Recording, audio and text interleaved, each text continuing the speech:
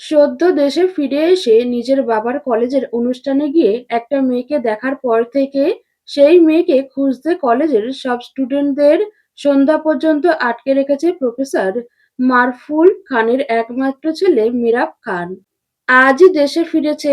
Airport থেকে বাড়িতে না গিয়ে তার বাবার কলেজের একটা অনুষ্ঠানে গিয়েছিল।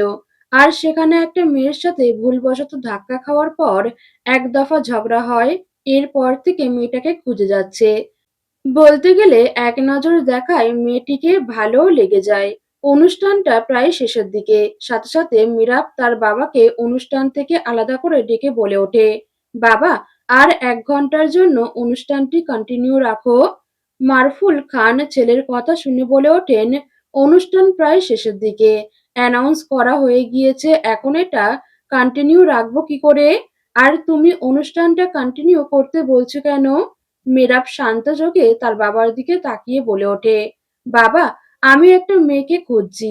মেয়েটাকে না পাওয়া পর্যন্ত তুমি অনুষ্ঠানটা কন্টিনিউ করে যাও। মারফুল খান সাথে সাথে বলেন, হোয়াট, আর ইউ ক্রেজি? কি বলছো মিরাব? বাবা, আমি ঠিকই বলছি। আর ওই মেয়েকে খুঁজে না পাওয়া পর্যন্ত তুমি অনুষ্ঠানটি কন্টিনিউ করো। আর লোক লাগাও। আমিও 1 ঘন্টার মধ্যে ওই মেয়েকে আমার সামনে দেখতে চাই। মারফুল খান ছেলের দিকে তাকিয়ে অস্থির কণ্ঠে বলে ওঠেন, মেয়েটা কি তোমাকে কিছু বলেছে? মিরাব শক্ত কণ্ঠে বলল, না। তাহলে খুঁজতে চাইছো কেন? বাবা, আমি এত প্রশ্নের উত্তর দিতে পারবো না। মারুফুল খান তৎক্ষণাৎ কাউকে কল দিলেন। হ্যালো, রেজাউল, অনুষ্ঠানটা আরো কিছুক্ষণ চলবে, তুমি একটা এমার্জেন্সি অ্যানাউন্স করে দাও। ঠিক আছে স্যার, আমি বলছি। মেরাব ঠান্ডা মেজাজে একটা চেয়ার টেনে বসে তার বাবাকে বলে, থ্যাংক ইউ বাবা, এখন কিছু লোক লাগাও। মারুফুল খানও মেরাবের সামনে একটা চেয়ার টেনে বসে গম্ভীর কণ্ঠে বলেন, মেয়েটার নাম কি? নাম বলো, আমি লোক লাগাচ্ছি। মেরাব বলে, বাবা, আমি মেয়েটার নাম জানি না। তাহলে লোক লাগাবো কি করে? ওরা কাকে না কাকে ধরে নিয়ে আসবে। এই বলে মারুফুল খান ভাবুক গলায় বলেন, মেয়েটাকে দেখতে কেমন? মেরাব চোখ বন্ধ করে বলে, বাবা, মেয়েটার লম্বা চুল আছে। মারুফ খান কপাল কুঁচকে বলে ওঠেন, কি, লম্বা চুল? বাবা, লম্বা চুল, হাঁটু ছাড়িয়ে। মেয়েটা দেখতে অনেক সুন্দর, শাড়ি পরেছে। এমন লম্বা চুল তো আরো অনেক মেয়েরই আছে। আমি না চিনে কাকে ধরে আনতে বলবো? বাবা, প্রয়োজন পড়লে যার যার হাঁটু ছাড়িয়ে চুল আছে সবাইকে আমার সামনে আনো। ছেলের কথা শুনে মারুফুল খান এখন রাগ করবেন নাকি লোক পাঠাবেন এই নিয়ে দ্বিধায় পড়ে গেলেন। এমন একটা পরিস্থিতিতে পড়ে গিয়েছেন, কি করবেন ভেবে পাচ্ছেন না।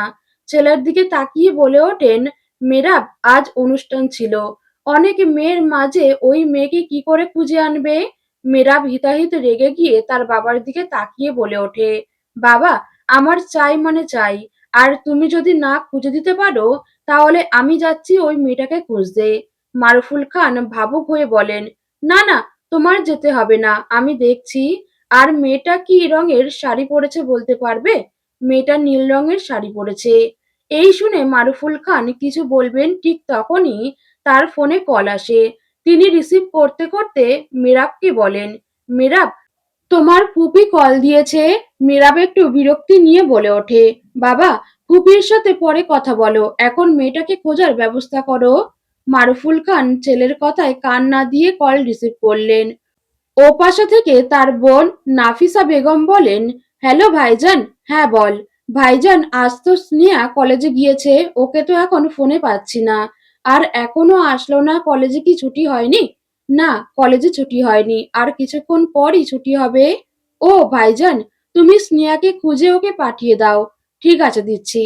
আর সন্ধ্যার দিকে স্নেহাকে নিয়ে আমাদের বাড়িতে চলে আসিস। মিরাফ এসেছে। মিরাব এসেছে শুনে নাফিসা বেগম খুশি হয়ে বলেন, কি, মিরাফ এসেছে? কবে এসেছে? আজই এসেছে। কলেজে একটা অনুষ্ঠান ছিল, তাই এয়ারপোর্ট থেকে সোজা কলেজে আসতে বলেছি। ও ভাইজান, ও কি সজ্ঞানে এসেছে? না মানে ও তো আমাদের উপরে জেদ করে আসতেই চায়নি। এখন ফিরে এসেছে, রাগটাগ করে আছে কি এখনো? মারুফুল খান গলা খাকারি দিয়ে বলেন, নাফিসা, তাহলে তুই আজই চলে আয়। ভাইজান, আজ যাব না, কালকে সকালে স্নেহাকে সাথে নিয়ে যাব। ঠিক আছে। তাহলে ভাইজান রাখছি, তুমি একটু স্নেহাকে পাঠিয়ে দিও। ঠিক আছে। মারুফুল খান কল কেটে দিয়ে মীরাবের দিকে তাকিয়ে বলে ওঠেন, তোমার ফুফাতো বোন স্নেহা এই কলেজে পড়ে, ওর সাথে দেখা করবে? মীরাব সোজা গলায় বলে, আমি এখন কারোর সাথে দেখা করতে চাই না। মারুফুল খান সাথে সাথে দুজনে লোক ডেকে আনলেন মীরাবের সামনে। এরপরে তিনি দুজন লোককে বললেন, নীল শাড়ি পরা, লম্বা চুল আছে এমন মেয়েকে এখানে ডেকে আনতে। লোক দুটো তৎক্ষণাৎ চলে গেল। মারুফুল খান নিজের কেবিনে ছেলেকে বসিয়ে চলে গেলেন তার বোনের মেয়ে স্নেহাকে খুঁজতে। অতঃপর তিনি স্নেহাকে ক্যাম্পাসের একটা জায়গায় দেখতে পেয়ে এগিয়ে গেলেন এবং স্নেহার সামনে গিয়ে তার চক্ষু চড়ক গাছ। স্নেহা নীল শাড়ি পরে আছে আর স্নেহার চুলও হাঁটু ছাড়িয়ে। তিনি স্নেহাকে দেখে মনে মনে বলেন, তাহলে কি মীরাব স্নেহার কথাই বলছিল?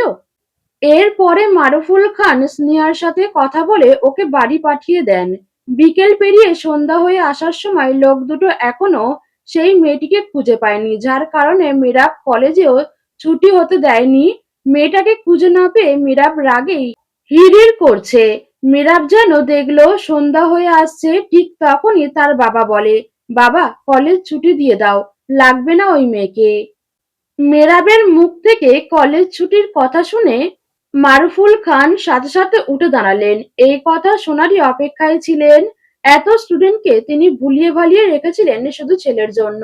তিনি তৎক্ষণাৎ প্রিন্সিপাল রুমে থেকে বের হয়ে চলে গেলেন। এর সাথে মীরাবও। মারুফুল খান ড্রাইভ করছেন। মেরাব পাশের সিটে বসে আছে। মারুফুল খান ছেলের মুখের দিকে তাকাতে পারছে না, এখনো রেগে আছে। কিছুক্ষণ পরে মারুফুল খান নীরবতা ভেঙে প্রশ্ন করেন, মেয়েরা কি হয়েছে বলো তো? কোনো কথা বলছো না? যে মেয়েকে তুমি খুঁজছো সেই মেয়ে কি তোমাকে কিছু বলেছে? মীরাবের থেকে ছোট্ট একটি উত্তর আসলো, না। মারুফুল খান বলেন, তাহলে ওই মেয়েকে খুঁজতে এতগুলো স্টুডেন্টকে আটকে রাখলে কেন? মেরাব তার বাবার দিকে ঘুরে বলে, বাবা তুমি তোমার ছেলের কথা না ভেবে এখনো স্টুডেন্টদের নিয়ে পড়ে আছো? একদিন না হয় কষ্ট করলো। মারুফুল খান ছেলের কথা শুনে মনে মনে বলেন, ছেলে তো নয়, যেন টাইম বোমা, মুহূর্তে মুহূর্তে বিস্ফোরণ হয়। এই ছেলের রাগের জন্য বিদেশ পড়তে পাঠালাম, মনে করেছি ভালো হয়ে ফিরবে, কিন্তু না, এই ছেলে দ্বিগুণ বোম হয়ে ফিরে এসেছে। মাহারা ছেলে তার। তিনি ছেলের এমন রাগে কিছু বলতেও পারছে না। ছেলেকে তিনি বড্ড বেশি ভালোবাসেন। এমন সময় মারুফুল খানের ফোনে কল এলো। কলটা তার ওয়াইফ ফাহমিদা খান করেছেন। মেরাবের মা যখন মারা যায় তখন মেরাব ছোট্ট ছিল। তাই মেরাবের দেখভালের জন্য তিনি মেরাবের খালাকে বিয়ে করলেন। কিন্তু মেরাব নিজের মতোই থেকেছে, কখনো তার খালাকে কাছে ঘেঁষতে দেয়নি। বলতে গেলে মেরাব নিজের মায়ের জায়গায় কাউকে বসায়নি, নিজের খালাকেও না। সময়ের সাথে বড় হতে হতে সিদ্ধান্ত নেয় বিদেশে পড়তে যাবে। এরপরে বিদেশে পড়তে গিয়ে আজ 7 বছর পরে ফিরে এলো। এদিকে মারুফুল খান কলটা রিসিভ করলেন। হ্যালো। বলো। তুমি কোথায় আছো? মেরাবকে নিয়ে বাড়িতে আসছো না কেন এখনো? এই কলেজ থেকে একটু আগে বের হলাম, আধ ঘন্টার মধ্যে চলে যাব। ঠিক আছে। মারুফুল খান ফোন রেখে মেরাবের দিকে তাকালেন। মেরাব নিরেট কণ্ঠে প্রশ্ন করে, কে কল দিয়েছিল? তোমার আম্মু। মেরাব গম্ভীর হয়ে অন্যদিকে তাকালো। মারুফুল খান মেরাবকে সাথে নিয়ে বাড়িতে প্রবেশ করলেন।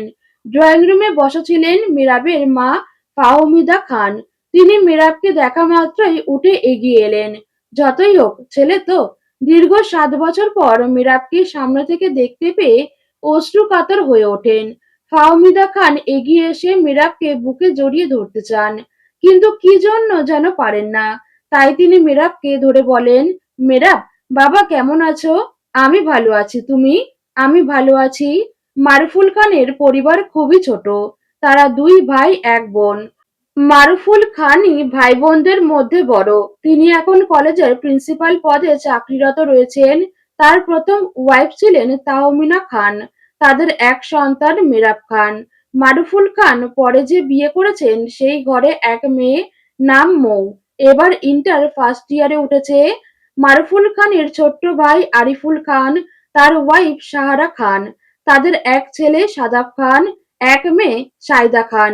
সাদাব পড়াশোনা শেষ করেছে আর সায়দার বিয়ে হয়ে গিয়েছে। মারুফুল খানের বোনের নাম নাফিসা বেগম। তার হাজবেন্ড আফনান মির্জা পেশায় একজন ডক্টর। তাদের এক মেয়ে স্নেহা মির্জা এবার কলেজে ইন্টার সেকেন্ড ইয়ারে উঠেছে। মেরাব নিজের রুমে যাওয়ার জন্য সিঁড়িতে উঠতে নেয়। ঠিক তখনই মেরাবের সামনে এসে দাঁড়ায় একটি মেয়ে। মেরাবের সৎ বোন, নাম মৌ। এবার কলেজে উঠেছে। মেরাব মৌয়ের দিকে তাকিয়ে বলে, কিরে শাকচুন্নি, কেমন আছিস? এই কথা শুনতেই মৌয়ের মুখে হাসি ফুঁস করে উড়ে যায়। সাথে সাথে গাল ফুলিয়ে বলে, ভাইয়া, শাকচুন্নি বলো কেন? মেরাব সিঁড়ি দিয়ে উঠতে উঠতে মৌকে সাথে নিয়ে যেতে যেতে বলে, চল, তোর জন্য চকলেট এনেছি। আম্মু, আম্মু, আমার কানের দুল কোথায়? নাফিসা বেগম মেয়ের ডাকে কিচেন থেকে তাড়াহুড়ো করে আসলেন। স্নেহা তখন নিজের বিছানার মধ্যে সব জুয়েলারি অর্নামেন্টস গুলো অগোছালো করে রেখেছে।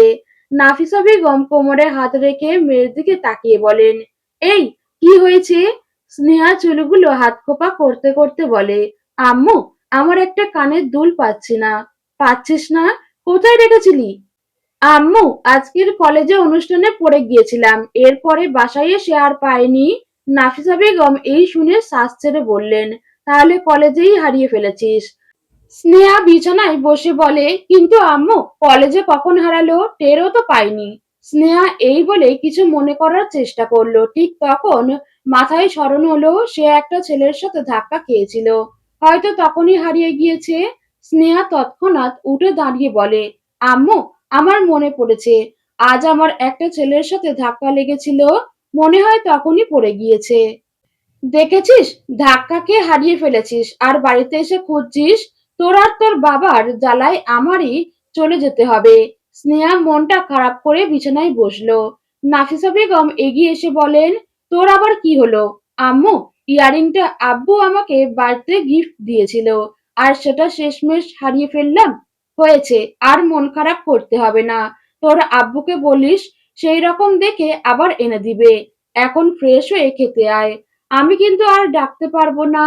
নাফিসা বেগম চলে গেলেন। স্নেহা বিছানায় পড়ে থাকা সব জুয়েলারি গুলো গুছিয়ে রাখলো।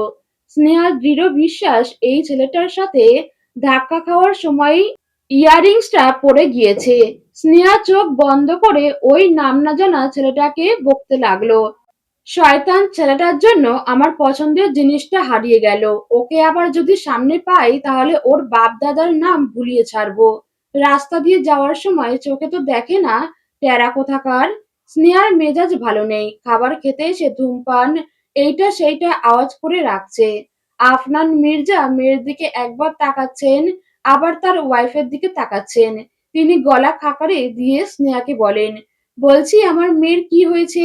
নাফিসা বেগম বলে, তুমি যে ওর বার্থডেতে ওকে জুয়েলারি সেট গিফট করেছিলে, সেটার ইয়াররিংস নাকি আজকের হারিয়ে ফেলেছে।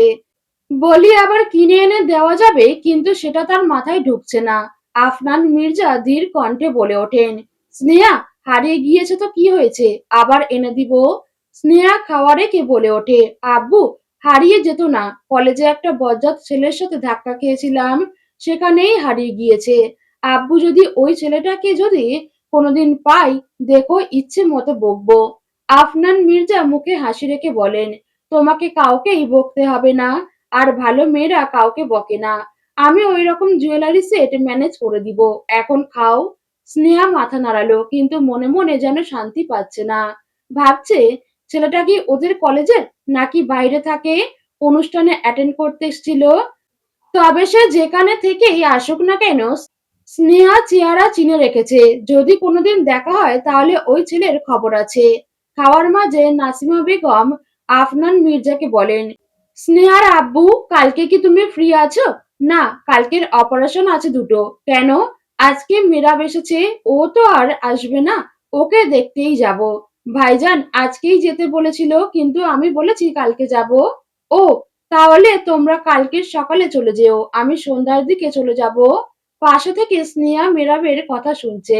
সেই যে কত বছর আগে দেখেছিল, এরপরে আর দেখেওনি, কথাও হয়নি। স্নেহা তার মায়ের দিকে তাকিয়ে প্রশ্ন করে, আম্মু, আমিও যাব সাথে? হুম, সকালে বেরোবো, রেডি হয়ে থাকিস। ঠিক আছে। রাত তখন অনেকটাই। ফাহমিদা খান ঘুমাননি, শুয়ে শুয়ে নিশ্চুপ হয়ে কাঁদছেন আর কিছু একটা ভাবছেন। পাশে শুয়ে আছেন মারুফুল খান। তিনি টের পেয়েছেন ফাহমিদা এখনো ঘুমায়নি। তিনি বলে ওঠেন, ঘুমাচ্ছ না কেন? ফাহমিদা খান চোখের পানি মুছে বলে ওঠেন, ঘুম আসছে না। মারুফুল খান গলার কণ্ঠ খাদে নামিয়ে বলেন, কি হয়েছে বলো আমাকে। ফাহমিদা খান কিছুক্ষণ চুপ থেকে নিচু গলায় বলে ওঠেন, মেয়েরাব কি কখনো আমায় মা বলে ডাকবে না? মারুফুল খানও নিশ্চুপ হয়ে গেলেন। তিনি বলার মতো কোনো কথা খুঁজে পাচ্ছেন না। যে ছেলে এখনো পর্যন্ত তার মায়ের জায়গাটাই অন্য কাউকে দেয়নি, এমনকি এই কারণেই দেশেও থাকেনি, সেই ছেলে কি করে মা ডাকবে? পরের দিন সকাল 10টার দিকে নাফিসা বেগম রেডি হয়ে ড্রয়িং রুমে বসে আছেন। স্নেহার জন্য অপেক্ষা করছেন। স্নেহার রেডি হওয়াই হয়নি। অবশেষে বের হলো রুম থেকে। কালো রঙের সফট জর্জেটের আনারকলি ড্রেস পরেছে। লম্বা চুলগুলো ছেড়ে দিয়েছে, সাথে হালকা সাজ। এতেই সুন্দর লাগছে স্নেহাকে। নাফিসা বেগম স্নেহাকে নিয়ে বেরিয়ে গেলেন। আফনান মির্জা বাড়িতে নেই বলে ড্রাইভারই গাড়ি চালিয়ে ওদেরকে নিয়ে গেলেন। খানবাড়িতে তখন ড্রয়িং রুমে মারুফুল খান, আরিফুল খান, মৌ, সাদাফ আর সাইদা সবাই মিলে কথা বলছে। মেরাব এতক্ষণ এখানে ছিল। এর পরে ফোন আনার জন্য আবার উপরে চলে গিয়েছে। আর ফাহমিদা খান আর সাহারা খান কিচেনে দুপুরের জন্য রান্নাবান্না করছেন। ঠিক তখনই বাড়ির সদর দরজায় কলিং বেল বাজালেন নাফিসা বেগম। কাজের মহিলা রহিমা বেগম সাথে সাথে দরজা খুলে দিল। নাফিসা বেগম স্নেহাকে ভিতরে ঢুকলেন। মৌ এগিয়ে এসে স্নেহার পাশে দাঁড়ালো আর নাফিসা বেগম সবার সাথে টুকটাক কথা বললেন। তিনি মেরাফকে দেখতে না পেয়ে মারুফুল খানকে বলে ওঠেন, ভাইজান, মেরাফ কোথায়? এখানেই ছিল, মাত্র উপরে চলে গেল, ডেকে দিচ্ছি বস। না ভাইজান, ডাকতে হবে না, আমি যাচ্ছি। নাফিসা বেগম উপরে চলে গেলেন। মৌ স্নেহাকে বলে, তুমিও চলো, ভাইয়ার সাথে দেখা করবে। স্নেহা না করে না, মৌয়ের সাথে চলে যায়। মারুফুল খান কিছু একটা ভাবতে লাগলেন। কালকে মেরাবের দেখা সেই মেয়েটিকে যদি স্নেহা হয়, তাহলে মেরাব নিশ্চয়ই রিয়াক্ট করবেই। আর যদি না হয় তাহলে স্বাভাবিকভাবেই কথা বলবে। কথাগুলো ভাবতে ভাবতে তিনি চলে গেলেন ওদের দুজনের সাথে। মেরাব রুমে এসে ফোন চার্জ থেকে খুলে বিছানায় বসে বসে ফোন দেখছে। এমন সময় রুমে ঢুকে নাফিসা বেগম। মেরাব নিজের ফুপিকে দেখে খুশি হয়েছে। তিনি মেরাবের সাথে কথা বলতে শুরু করলেন। দুজনের কথা বলার মাঝেই মারুফুল খান রুমের বাইরে থেকেই বলে ওঠেন, নাফিসা, তোকে ছোট ভাবি ডাকছে। দেখ তো কি বলছে। আমি মেরাফকে নিয়ে নিচে আসছি। ঠিক আছে ভাইজান। নাফিসা বেগম চলে গেলেন। মারুফুল খান রুমে ঢুকতে ঢুকতে মেরাবকে বলেন, মেরাব, দেখো কে এসেছে। স্নেহা এসেছে। মেরাব হেয়ালি করে সামনে তাকিয়ে অন্যদিকে তাকায়। এরপরে মস্তিষ্কে কালকের খুঁজতে থাকা সেই মেয়েকে দেখতে পেয়ে আবারও সামনে তাকায়। স্নেহা মৌয়ের সাথে কথা বলতে বলতে মেরাবের দিকে এক পলক তাকায়। এরপরে কালকের কলেজের অনুষ্ঠানে সেই ছেলেটাকে দেখতে পেয়ে তবদা খেয়ে যায়। এর সাথেই ধাক্কা খেয়েছিল। স্নেহা সাথে সাথে বলে ওঠে, আপনি এখানে? মেরাবও নাক মুখ কুঁচকে বলে ওঠে, তুমি এখানে? মারফুল খান মেরাব আর স্নেহার দিকে তাকালেন। তার আন্দাজে ঠিক হলো, মেরাব যে মেয়েকে খুঁজছিল স্নেহাই সেই মেয়ে। স্নেহা মেরাবকে যে প্রশ্ন করেছে তার উত্তরে মেরাব বলে, আমার বাড়িতে আমি রয়েছি, তুমি এখানে কেন? স্নেহা সাথে সাথে বলে, এটা আমার মামার বাড়ি, তাই আমি এখানে এসেছি। পাশে থেকে মারফুল খান হেসে বলেন, তোমরা একে অপরকে চিনো নাকি? মেরাব বলে, বাবা, তেমন চেনা না, কালকে ওর সাথে কলেজে দেখা হয়েছিল। মারফুল খান বলেন, ও, তাহলে সবাই নিচে চলো। মৌ বলে, বাবা তুমি যাও, আমরা আসছি। ঠিক আছে, দেরি করো না।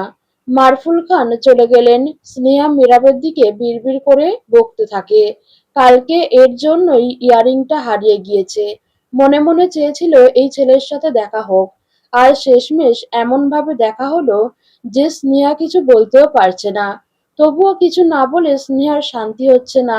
স্নেহার কিছু বলার আগেই মেরাব মৌকে বলে ওঠে, এই শাকচুন্নি, যা তো বাবার থেকে গাড়ির চাবিটা নিয়ে আয়। ঠিক আছে। আর শোন, সাদাবকে বল আমার সাথে বেরোতে হবে এখন। আর বলবি বাগানে দাঁড়াতে, আমি আসছি। ঠিক আছে। মৌ চলে যেতে নিলে স্নেহা চলে যেতে চায়, কিন্তু মেরাব স্নেহাকে উদ্দেশ্য করে বলে, এই মেয়ে, তোমাকে যেতে বলেছি যে যাচ্ছ? মৌ ততক্ষণে চলে যায়। স্নেহা মীরাবের কথায় চোখে ছোট ছোট করে তাকিয়ে রইল। এরপরে নিজেই বলে ওঠে, মানে আমার ইচ্ছা করছে তাই চলে যাচ্ছি। আপনার কথা শুনতে যাব কেন? মীরা ফোনটা বিছানায় ছুঁড়ে ফেলে বলে ওঠে, আমার ঘরে এসেছো নিজের ইচ্ছায় আর চলে যাবে আমার ইচ্ছায়? মানে মানে আবার কি? এক কথা বুঝতে পারো না? এসেছো নিজের ইচ্ছায় আর যাবে আমার ইচ্ছায়। আমি যখন যেতে বলবো তখন যাবে। স্নেহা বুকে হাত গুজে ভেংচি কেটে বলে, আহ, মামার বাড়ির আবদার। মীরা বাঁকা হেসে বলে, একটু আগেই না বলছিলে এটা তোমার মামার বাড়ি? সেক্ষেত্রে এটা মামার বাড়ির আবদারই। স্নেহা সিরিয়াস মুডে এসে বলে, কথা সেটা না, কথা হচ্ছে কালকের আপনার সাথে ধাক্কা লেগে আমার একটা জিনিস হারিয়ে গিয়েছে। মীরা কপালে ভাঁজ এনে বলে, কি হারিয়ে গিয়েছে? আমার ইয়ারিং। মীরা না বোঝার ভান করে বলে, সেটা আবার কি? কানের দুল। ও, কানের দুলটা আব্বু আমাকে গিফট দিয়েছিল, আর সেটাই হারিয়ে ফেলেছি শুধু আপনার জন্য। মেহরাব স্নেহার চারিদিকে ঘুরে ঘুরে স্নেহাকে দেখতে দেখতে বলে, ধাক্কাটা কে আগে দিয়েছিল? স্নেহা মিনমিন করে বলে, আমি। তাহলে দোষ কার? আমার। এই শুনে মেহরাব বাঁকা হেসে বলে, তাহলে আমায় দোষারোপ করছো কেন? নিজের দোষে হারিয়েছে আমার উপর চাপিয়ে দিচ্ছ? স্নেহা হতভম্ব হয়ে গেল মেহরাবের কথায়। সত্যিই তো স্নেহা কালকে তাড়াহুড়ো করে হাঁটতে গিয়েই তো মেহরাবের সাথে ধাক্কাটা খেলো। তবে তার একার দোষ সে নিতে চায় না, বলতে চায় দুজনেরই ভুলবশত ধাক্কা লেগে গিয়েছে। স্নেহা নিজের উপরে দোষ না দিয়ে গলা উঁচিয়ে বলে, আমার কোনো দোষ নেই, সব দোষ আপনার। আর পরবর্তীতে ধাক্কা দিলে আপনার নামে মামলা করব। মেহরাব না হেসে পারল না। স্নেহা মেহরাবের হাসি দেখে ভ্যাবাচ্যাকা খেয়ে আমতা আমতা করে বলে ওঠে, হা, হাসছেন কেন? দেখলে, নিজেই আমাকে ধাক্কা দিয়ে আবার নিজেই আমাকে থ্রেট দিচ্ছ। স্নেহা তবুও স্বীকার করে না যে দোষ তার। সাথে সাথে রাগ নিয়ে বলে, আপনি আসলেই একটা বজ্জাত লোক। দেখবেন আপনি বউ পাবেন না, আর যদি পানও তবে সে যেন আপনার সাথে তেড়ামি করে। এই বলে স্নেহা হনহন করে বেরিয়ে গেল। কয়েক কদম এগিয়ে যেতেই সামনে পড়ে সাদাফ। সাদাফ স্নেহাকে দেখে বলে, কি রে, কোথায় থেকে এলি? মেরাবের সাথে কথা বলেছিস? স্নেহা গম্ভীর কণ্ঠে বলে, হ্যাঁ বলেছি। স্নেহা এই বলে চলে যায়, আর সাদাবও ওইখানে দাঁড়ায় না। মেরাবের রুমে চলে আসে। মেরাব রেডি হচ্ছে, সাদা শার্ট, কালো প্যান্ট আর চোখে কালো চশমা পরেছে। শার্টের বোতাম উপরের দুটো খোলা রেখেছে। টান টান বুকটা বেশ আকর্ষণীয় দেখাচ্ছে। সাদাব মেরাবকে দেখে মশকরা করে বলে ওঠে, মেয়ে মানুষ পাগল করার জন্য বের হচ্ছিস নাকি? মেরাব বাঁকা হেসে বলে, হয়তো। দুজনেই হেসে ওঠে। মেরাব বিছানা থেকে ফোনটা হাতে নিয়ে সাদাবকে নিয়ে বেরিয়ে গেল। স্নেহা ড্রয়িং রুমে বসে মৌয়ের সাথে কথা বলছিল। ঠিক তখনই চোখ যায় সিঁড়ির দিকে মেরাবের উপর। তখন তো ভালো করে মেরাবকে খেয়ালই করেনি। এখন মেরাবকে দেখে এক ধ্যানে তাকিয়ে আছে। স্নেহা তাকিয়ে থাকতে থাকতে মনে মনে বলে, যাই হোক হ্যান্ডসাম আছে। স্নেহাকে অন্যমনস্ক দেখে মৌ হালকা ধাক্কা মারে স্নেহাকে। এই আপু, কি হলো? কোথায় হারিয়ে গেলে? কোথায় হারাবো? মেরাব এসে দাঁড়ায় মৌয়ের সামনে। মৌ গাড়ির চাবিটা দিয়ে দেয় মেরাবকে। স্নেহা তখনও তাকিয়েছিল মেরাবের দিকে। মেরাব স্নেহাকে এক নজর দেখে বাঁকা হেসে বেরিয়ে গেল। স্নেহা আবারও মনে মনে বলে ওঠে, স্নেহা, তুই আসলেই নির্লজ্জ। যে তোর জিনিস হারিয়ে ফেলেছে তুই তার দিকে এভাবে তাকিয়েছিলি? ছি। আর তোর তাকিয়ে থাকা দেখে বজ্জাতটা কি না কি মনে করে হাসলো। দুপুরের আগে মেরাব আর সাদাব চলে আসে। তখন মেরাব কিছু বন্ধুদের সাথে দেখা করতে গিয়েছিল। অনেকদিন পর এসেছিল বলে রাস্তাও ভালোভাবে চিনত না, তাই সাদাবকে নিয়ে গিয়েছিল। দুজনে বাড়ি ফিরে আসতেই ফাহমিদা খান বলেন, তাড়াতাড়ি ফ্রেশ হয়ে আসতে, তিনি দুপুরের খাবার রেডি করেছেন, সবাই একসাথে লাঞ্চ করবে আজকের। মেরাব নিজের রুমে এসে ওয়াশরুমে ঢুকে ফ্রেশ হতে, পরে আবার একবার শাওয়ার নিয়ে বের হয়। এরপরে কভার থেকে সাদা টি-শার্ট আর কালো ট্রাউজার বের করে পরে বের হয়। সবাই খাবার টেবিলে বসে আছে। মীরাব আর সাদাফের জন্য অপেক্ষা করছে। সাদাফ আগে আসে, তারপরে মীরাব নামে। দুজনেই পাশাপাশি চেয়ারে বসে। ফাহমিদা খান মীরাবের পাতে খাবার বেড়ে দিলেন। মীরাব কারো দিকে কোনো নজর না দিয়ে খাবার খেয়ে নিল। খাবার খাওয়া শেষ করে মীরাব উঠে চলে গেল উপরে। বিকেলে মীরাব ড্রয়িং রুমে বসে মোবাইল স্ক্রল করছিল। সায়দা পাশে বসে ওর হাজবেন্ড অফিসের সাথে কথা বলছিল। এমন সময় মৌ আর স্নেহা আসে। দুজনে এসে ওদের থেকে আলাদা বসে কথা বলতে থাকে। মেয়েরা ফোন থেকে চোখ সরিয়ে স্নেহার দিকে তাকালো। স্নেহাও তাকালো। দুজনের চোখে চোখ পড়তেই স্নেহা চোখ নামিয়ে নিল। সেই সময় মেয়েরা মৌকে বলে, মৌ, যা তো আন্টিকে কফি বানিয়ে দিতে বল। ঠিক আছে। মৌ চলে যায় কিচেনে। সেখানে রহিমা আন্টিকে কফি বানিয়ে দিতে বলে চলে আসে। মৌ আসতেই সায়দা মৌকে নিয়ে ছাদে চলে যায়। সায়দা শাড়ি পরেছে। ছবি তুলে দেওয়ার জন্য মৌকে নিয়ে ছাদে গেল। এখন ড্রয়িং রুমে বসে আছে মীরাব আর স্নেহা। স্নেহাও নিজের মতো ফোন স্ক্রল করছিল। রহিমা আন্টি মীরাবকে কফি দিয়ে যায়। মীরাব কফির মগ হাতে নিয়ে উঠে দাঁড়ায়। এরপর স্নেহাকে উদ্দেশ্য করে বলে, স্নেহা, আমার সাথে এসো। কেন? আসতে বলেছি, এসো। স্নেহা উঠে মীরাবের পিছু পিছু চলে যায়। মীরাব নিজের রুমে ঢুকে তার সাথে স্নেহাও। স্নেহা কিছুই বুঝতে পারছে না মীরাবের হঠাৎ ডাকার কারণ কি। মীরাব কফির মগটা রেখে লাগেজ খুলে এরপরে লাগেজ থেকে কতগুলো চকলেট আর একটা গিফট বক্স বের করে সেগুলো স্নেহার দিকে এগিয়ে দিয়ে বলে, তোমার জন্য এগুলো। স্নেহা হাতে নিতে চাইল না, কিন্তু গিফট দেখে কে না খুশি হয়। প্রথমে একটু অনীহা ভাব নিয়ে পরে সেগুলো হাতে নেয়। এরপরে একটু গা-ছাড়া ভাব নিয়ে বলে, এগুলোর আবার কি দরকার ছিল? মীরাব তৎক্ষণাৎ বাঁকা হেসে বলে, তাহলে দিয়ে দাও। এই কথা শুনে স্নেহা তাজ্জব বনে চলে গেল। কি লোক রে বাবা! গিফট দিয়ে আবার ফেরত নিতে চায়। সে তো এমনি এমনি বলেছিল এগুলোর কি দরকার। কিন্তু সেটা সিরিয়াস নিতে হবে কেন? স্নেহা রেগে গিয়ে বলে, আপনি এমন কেন? গিফট দিয়ে আবার ফেরত নিতে চান? তুমিই তো বললে এগুলোর কি দরকার, তাই ভাবলাম। কি ভাবলেন? আপনি সবসময় বেশি বেশি ভাবেন। আমি আপনার মতো মানুষ জীবনে দেখিনি। মেরাব মুখে তাচ্ছিল্যের হাসি ফুটিয়ে বলে, দেখোনি, দেখে নাও, এখানেই তো আছি। স্নেহা রেগে উল্টো দিক ফিরে চলে যেতে নিলে মেরাব স্নেহার লম্বা বিনুনি টেনে ধরে। স্নেহা আকস্মিক ঘটনায় ব্যথা পেয়ে উফ শব্দ করে উঠে পেছনে ফিরে। মেরাব চুলের বিনুনি হাতের মুঠোয় পেঁচিয়ে আরো টান দেয়। স্নেহা আবারও ব্যথা পেয়ে বলে ওঠে, উফ, ছাড়ুন চুল, ব্যথা পাচ্ছি। মেরাব চুল ছেড়ে দিয়ে কড়া গলায় বলে, ফার্স্ট অ্যান্ড লাস্ট ওয়ার্নিং, এর পরে যদি নিজের ইচ্ছায় রুম থেকে বেরিয়েছো তাহলে চুলগুলো কেটে দিব। স্নেহা রেগে গিয়ে মীরাবের দিকে তেড়ে এসে বলে ওঠে, এই কি বললেন আপনি? আমি নিজের ইচ্ছায় বের হলে চুল কেটে দেবেন বললেই হলো? আমি এখন থেকে আমার নিজের ইচ্ছায় আপনার রুমে আসব, আবার নিজের ইচ্ছায় চলে যাব। দেখি আপনি কি করতে পারেন। মীরাব পকেটে হাত গুজে ঠান্ডা মেজাজে বলে, করতে অনেক কিছুই পারি, যা সময় হলে দেখতে পাবে।